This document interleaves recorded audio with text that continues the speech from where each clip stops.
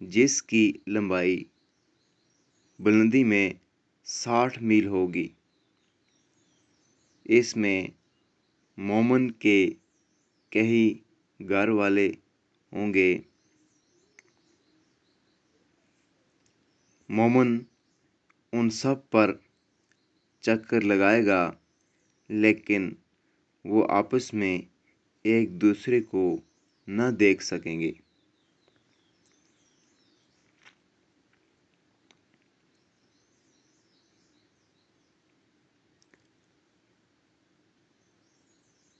حضرت ابو سعید خدری رضی اللہ تعالیٰ عنہ سے روایت ہے کہ نبی کریم صلی اللہ علیہ وآلہ وسلم نے ارشاد فرمایا، جنت میں ایک درخت ایسا ہے کہ تیز چلنے والے گھوڑے کا سوار بھی اس کے نیچے 100 سال چلے تب بھی اس کو طے نہ کر سکے گا۔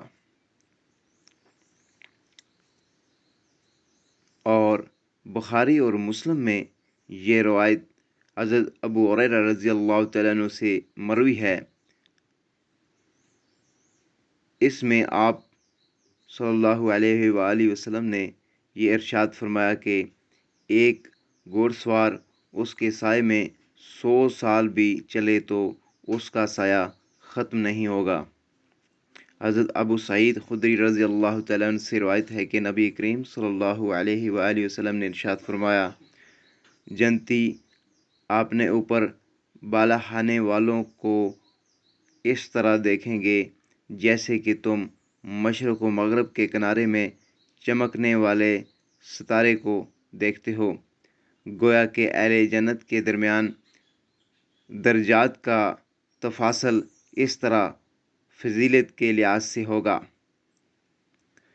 صحابہ نے عرض کیا، یا رسول اللہ، یہ بلند مراتب تو انبیاء علیہم السلام ہی کو حاصل ہوں گے، دوسرے لوگ تو ان تک نہیں پہنچ سکیں گے۔